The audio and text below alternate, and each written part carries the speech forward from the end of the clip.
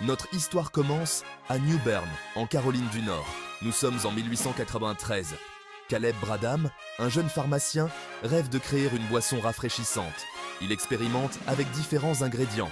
Son objectif, une boisson à la fois délicieuse et qui facilite la digestion. Le mélange de Bradham comprend des noix de cola, du sucre, de la vanille, des huiles rares et, surtout, de la pepsine. La pepsine est une enzyme censée faciliter la digestion. C'est cet ingrédient qui inspire le premier nom de la boisson, Brad's Drink. La boisson devient rapidement un favori local. Les clients affluent à la pharmacie de Bradham. Ils ont envie de cette boisson sucrée et pétillante. C'est un succès. Bradham réalise qu'il est tombé sur quelque chose de spécial. Il ne se doute pas que sa création deviendra un jour une icône mondiale. C'est le début modeste de Pepsi. C'est une histoire d'innovation, de résilience et du pouvoir durable d'une boisson simple et rafraîchissante.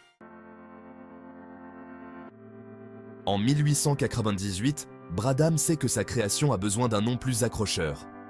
Il la rebaptise Pepsi Cola. Le nom combine intelligemment la pepsine et le cola, mettant en évidence deux ingrédients clés. Le nom est accrocheur, mémorable et fait allusion aux bienfaits digestifs de la boisson. Avec un nouveau nom et une popularité croissante, Pepsi Cola est officiellement constituée en société en 1902. La demande pour la boisson explose.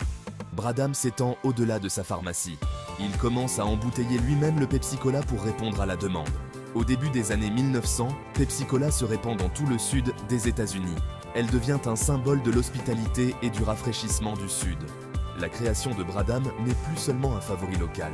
Pepsi Cola est en passe de devenir un nom familier. Le début du XXe siècle apporte son lot de défis pour Pepsi Cola.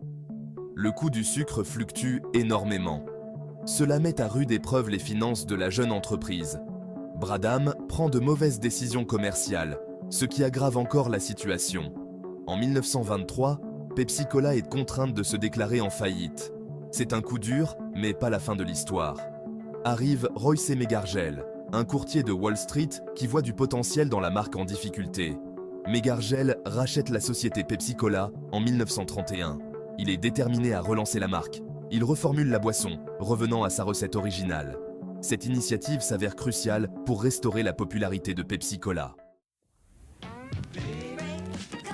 La Grande Dépression frappe durement l'Amérique. Les entreprises luttent pour survivre. Pourtant, au milieu de la tourmente économique, Pepsi Cola voit une opportunité. Megargel introduit une stratégie marketing révolutionnaire.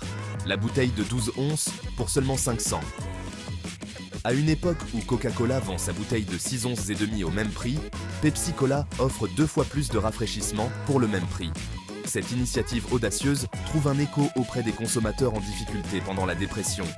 Le jingle de Pepsi Cola hits the spot, 12 full ounce, that's a lot, devient un phénomène national. Le jingle met l'accent sur le rapport qualité-prix de Pepsi Cola.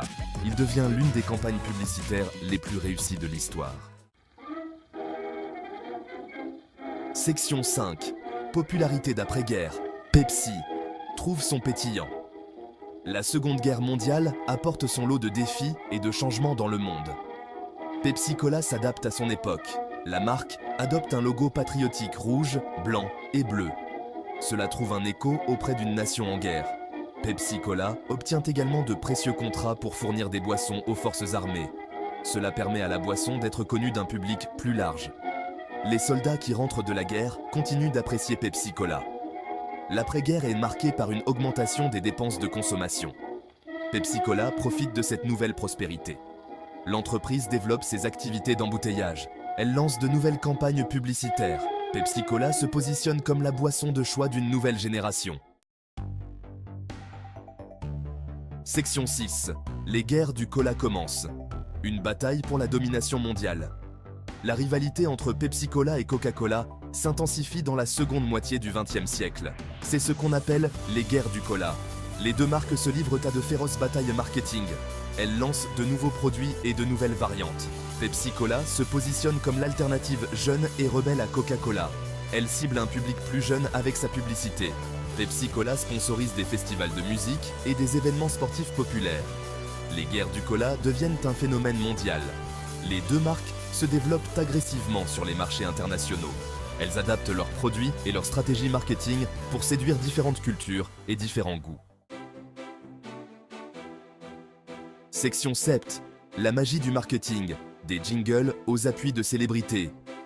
Les prouesses marketing de Pepsi Cola jouent un rôle essentiel dans son succès.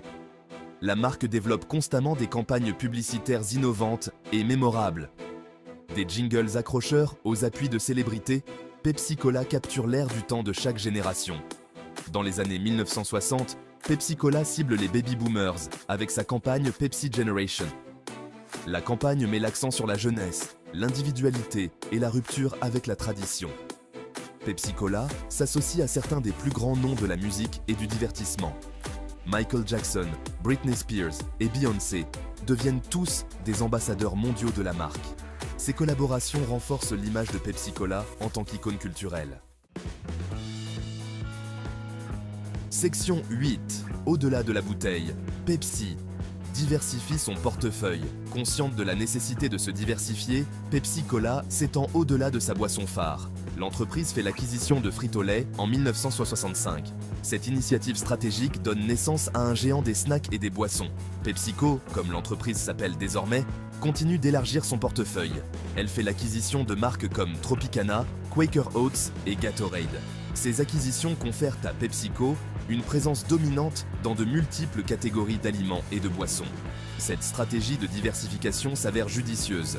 Elle réduit la dépendance de PepsiCo à l'égard du marché des boissons gazeuses. L'entreprise est désormais bien placée pour s'adapter à l'évolution des préférences des consommateurs.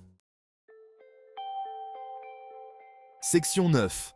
Un géant mondial, à la conquête des goûts du monde entier. PepsiCo devient une véritable entreprise mondiale. Elle s'étend à des marchés émergents comme la Chine, l'Inde et la Russie.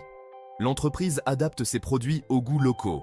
PepsiCo investit massivement dans la construction d'usines d'embouteillage et de réseaux de distribution dans le monde entier.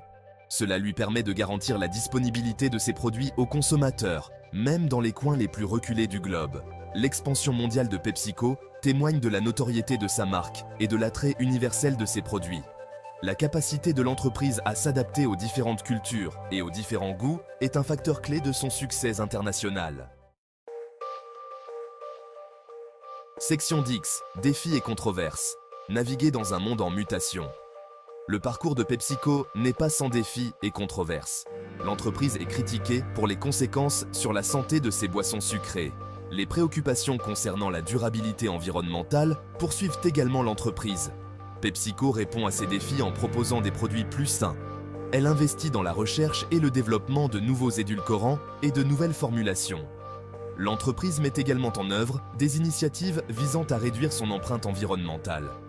Les efforts déployés par PepsiCo pour répondre à ces préoccupations témoignent de son engagement en matière de responsabilité sociale des entreprises. L'entreprise est consciente que son succès à long terme dépend de sa capacité à s'adapter à un monde en mutation. Section 11. Le défi Pepsi, un goût de génie marketing. Dans les années 1970, Pepsi lance le défi Pepsi, un test de dégustation à l'aveugle qui oppose Pepsi à Coca-Cola. Les résultats sont stupéfiants. Une majorité de participants préfèrent le goût de Pepsi. Le défi Pepsi est devenu un phénomène culturel. Il a renforcé l'image de Pepsi en tant que cola le plus savoureux. La campagne a contraint Coca-Cola à repenser sa formule, ce qui a conduit au tristement célèbre fiasco du New Coke.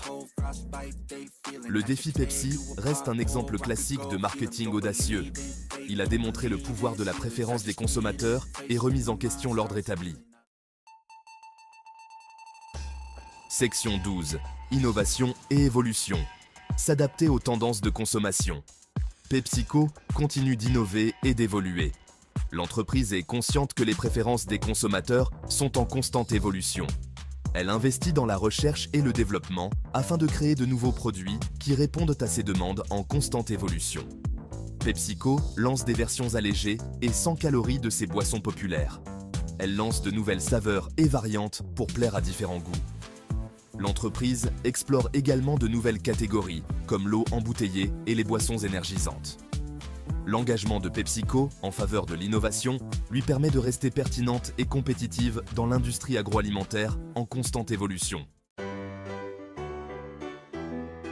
Section 13. L'avenir est pétillant, l'héritage durable de Pepsi. De ses humbles débuts dans une pharmacie de Caroline du Nord, PepsiCo est devenue l'une des plus grandes entreprises agroalimentaires au monde. Son parcours témoigne du pouvoir de l'innovation, du marketing et de l'expansion mondiale. PepsiCo est confronté à des défis, comme toute entreprise mondiale. Cependant, sa capacité à s'adapter à l'évolution des préférences des consommateurs et des conditions du marché donne à penser qu'elle est bien placée pour poursuivre son succès. Alors que PepsiCo se tourne vers l'avenir, elle reste attachée à ses valeurs fondamentales que sont le rafraîchissement, l'innovation et la portée mondiale. L'héritage durable de l'entreprise témoigne de l'attrait durable d'une boisson simple et rafraîchissante.